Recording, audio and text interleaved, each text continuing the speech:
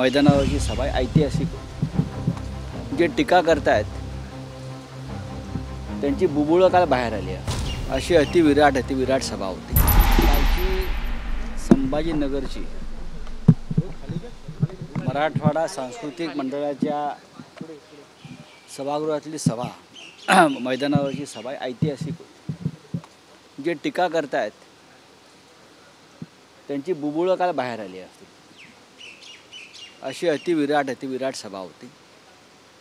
त्याच्यामुळे या टीकेला काय फार महत्त्व द्यायची गरज नाही. पक्षप्रमुख उद्धव ठाकरे, मुख्यमंत्री उद्धव ठाकरे यांनी सगळ्यात प्रश्नांचा समाचार घेतला. खास करून तो संभाजीनगरचा पाणी प्रश्न आहे, विकासाचे मुद्दे आहे. या सगळ्या विषयावरती मुख्यमंत्री म्हणून उद्धवजींनी एक ठाम भूमिका घेतलेली आहे, राजकीय भूमिका घेतलेली आहे. काश्मीर पंडितांविषयी एक भूमिका घेतलेली आहे. आता याच्यावरती टीका करावं असं काय आहे विरोधकांना? पण महाराष्ट्रामध्ये सध्या विरोधासाठी विरोध हे जे काय धोरण विरोधकांनी अवलंबलं आहे त्याच्यामुळे विरोधी पक्षाच्याच भविष्यामध्ये सत्यानाश होणार आहे. सर, बीजेपी ने यह सवाल उठाया है कि कल की सभा किसके लिए थी, एआईएम के लिए थी या समाजवादी पार्टी? कल की सभा मराठवाड़ा की जनता के लिए थी. कल की सभा जो देश में जो बहुत प्रश्न है, समस्या है, उनके बारे में शिवसेना की भूमिका क्या है ये बताने के लिए थी. कल की सभा कश्मीरी पंडितों का जो आक्रोश वहाँ चल रहा है, उन पंडितों को, वो हमारे भाइयों को एक समर्थन देने के लिए, एक आधार देने के लिए कल की सभा थी. अगर किसी से इस बात का दुख है कि हमने कश्मीरी पंडितों के साथ न्याय करने की बात की तो शायद उनको लगता होगा ये गलत है.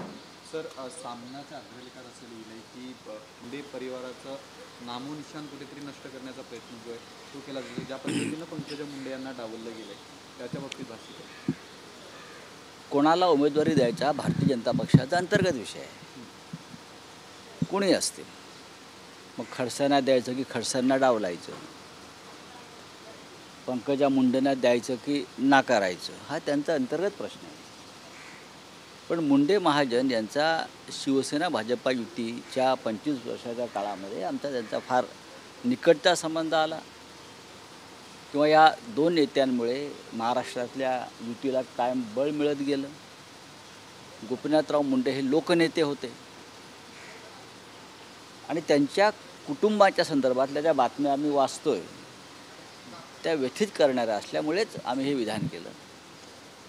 पंकजा मुंडे यासुद्धा आपल्या वडिलांप्रमाणे बहुजन समाजाच्या नेत्या आहेत, ओबीसीच्या नेत्या आहेत आणि त्यांना उमेदवारी नाकारल्यावर ज्या प्रकारचे पडसाद विविध क्षेत्रातून उमटले ते वाचल्यावर आणि पाहिल्यावर मला असं वाटलं की कोणीतरी पडद्यामागून मुंडे महाजन यांचं नाव राज्यातून किंवा देशाच्या राजकारणातून पूर्णपणे संपवावं अशा प्रकारचे प्रयत्न करत आहे का, ही शंका आहे. सर, कुठेतरी एक राजकारणाची चर्चा राहते की कुठेतरी भाजपमध्ये स्थान मिळत नाही का? ज्या पद्धतीने या उमेदवारी डावलल्या जातात, बहुजन समाजाला डावललं जातं, याच्यावरती मी बोलणार नाही. मी म्हटलं की हा त्यांच्या पक्षाचा अंतर्गत प्रश्न आहे, कोणाला उमेदवारा द्यावा का. पण विषय फक्त मुंडे कुटुंबाचा आला म्हणून मी बोललो, कारण महाराष्ट्राच्या राजकारणावर आजही मुंडे या नावाचा प्रभाव आणि पगडा आहे. सर, भाजपकडून 6व्या जागेसाठी सदाभाऊ खोत यांचं नाव पुढे केलं येते. ते 6वी जागा देखील लढवणार आहेत विधान परिषदेत. नाही, त्यांनी 6वी लढवू द्या, 7वी लढवू द्या, काही त्यांना फक्त महाराष्ट्रामध्ये गोंधळ निर्माण करायचा आहे, पैशांचा खेळ करायचा, पण करू द्या. आमच्या कोट्यातल्या ज्या जागा आहेत महाविकास आघाडीच्या त्या आम्ही सर्वच्या सर्व जिंकू. सर, प्रसाद लाड यांनाच मतं कमी पडतं, जे 5वे उमेदवार आहेत त्यात 6वी उमेदवारी देखील दिली जाते. देऊ द्या. त्यांची गणितं, त्यांची काय गणित असतील ती त्यांच्या वही पुस्तकात असते. आमच्याही चोपड्या तयार आहेत. फडणवीसांनी काल फडणवीसांनी ट्विट केलं आहे की पेट्रोल सरकारने कमी केलेले नाही आहेत आणि काल मुख्यमंत्र्यांची टोमणे सभा झाली. अच्छा, ते करोनाने आजारी आहेत, बहुतेक त्यांचे करोनामुळे त्यांचा आजार वाढलेला दिसतो आहे. त्यांनी जर काल मुख्यमंत्र्यांचं भाषण पूर्णपणे काळजीपूर्वक ऐकलं असेल तर त्यांना समजलं असेल की अनेक राष्ट्रीय प्रश्नावर त्यांनी केंद्र सरकारसमोर प्रश्न निर्माण केले आहेत. केंद्र सरकारला राष्ट्रीय सुरक्षेच्या दृष्टीनं प्रश्न विचारणं हे जे टोमणे असतील, मग आता नवीन व्याख्या आणि नवीन डिक्शनरी शोधावी लागेल. काश्मीरी पंडितांच्या बाबतीमध्ये उद्धव ठाकरे साहेबांनी जे प्रश्न निर्माण केले आहेत त्या संदर्भात भाजपकडे उत्तर आहे का किंवा फडणवीसांकडे उत्तर आहे का? हजारो काश्मीरी पंडितांनी खोऱ्यातून पलायन केलं आहे. 27 काश्मीरी पंडितांची हत्या झाली आहे. रोज काश्मीरी पंडित तिथून निघून जात आहेत.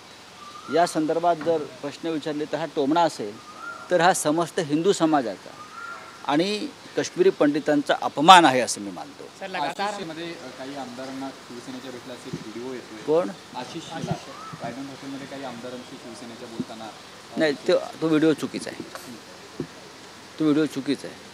आता मी थोड्या वेळाने ताजमध्ये चाललो आहे. मलाही भाजपचे आमदार भेटतील. मी माझ्या मिटिंगसाठी चाललो आहे, पण मला भेटू शकतात ते ना. त्याच्यामुळे ह्या व्हिडिओवरती विश्वास ठेवण्यात काय अर्थ सर, हम आहे? लगातार देख रहे हैं कि अलकायदा जो है वो भारत को धमकी दे रहा है. मुंबई और दिल्ली और यूपी में धमकी दी कौन गई है. जिम्मेदार है उसके लिए? इस देश में जो टेररिज्म बढ़ने जा रहा है या धमकियां मिल रही है उसके लिए भारतीय जनता पार्टी जिम्मेदार है. देश में सब कुछ ठीक चल रहा था, लेकिन बीजेपी की जो प्रवक्ता है भारतीय जनता पार्टी है, तो देश का माहौल बिगाड़ना चाहती है, दो धर्मों में झगड़े लगाना चाहती है. लेकिन ये इस हद तक गया कि प्रॉफिट मोहम्मद पैगंबर के ऊपर भी इस प्रकार की टिप्पणी की गई, तो पूरा विश्व में जो इस्लामिक कंट्रीज़ है, जो उनको मानने वाले लोग हैं, वो आहत में आ गए हैं. तो इसलिए फिर एक बार हिंदुस्तान को खतरा पैदा हुआ है और उसके लिए अगर कुछ होता है इस देश में तो उसके लिए सिर्फ और सिर्फ भारतीय जनता पार्टी जिम्मेदार है. भारतीय जनता पार्टी यानी देश नहीं है, मैं आपको बताना चाहता हूँ. सर, अलकायदाने महाराष्ट्राला देखील धमकी दिलेली आहे. लेटर पाठवलेलं आहे. 4 राज्यांची नावे. महाराष्ट्रावर देखील आता संकट आलेलं आहे. Suicide bomb. हे पूर्णपणे याला जबाबदार भारतीय जनता पक्ष आहे. देशामध्ये धर्माच्या नावावर विद्वेष निर्माण करायचा, धर्माच्या नावावर दोन समाजात फाळणी करायची, दंगली घडवायच्या आणि त्यासाठी कोणत्याही थराला जायचं, ही भाजपची भूमिका आहे. खरं म्हणजे काश्मीरपासून तर संपूर्ण अनेक राज्यांमध्ये भारतीय जनता पक्षाचं हेच धोरण आहे. मोहम्मद पैगंबरासंदर्भातची टिप्पणी, जे विधान भाजपच्या प्रवक्त्याने केलेलं आहे, त्याच्यामुळे संपूर्ण जगभरामध्ये खळबळ माजली आहे. आणि म्हणून या अतिरेकी संघटना ज्या कालपर्यंत शांत होत्या या देशाच्या संदर्भात आपल्या, त्यांनी आम्हाला धमक्या द्यायला सुरुवात केली आहे की आम्ही मानवी बॉम्बचा वापर करून हल्ले करू. जर या देशामध्ये अशा प्रकारची काही दुर्घटना घडली तर याला सर्वस्वी जबाबदार फक्त आणि फक्त भारतीय जनता पक्ष असेल. सर, धमकी में का- मुंबई का नाम भी है. मैं तो बोल रहा हूँ ना, मैं पूरी देश की बात कर रहा हूँ. मुंबई भी देश का हिस्सा है. अगर ये होता है तो उनकी जिम्मेदारी भारतीय जनता पार्टी ने लेनी चाहिए. सर, महाराष्ट्र गवर्नमेंट इस पे को संज्ञान ले रहा है. क्या केंद्र में लोग सो गए हैं क्या? हम तो करेंगे हमारा काम, लेकिन जिनके वजह से सब हो रहा है वो कब संज्ञान लेंगे? चलिए.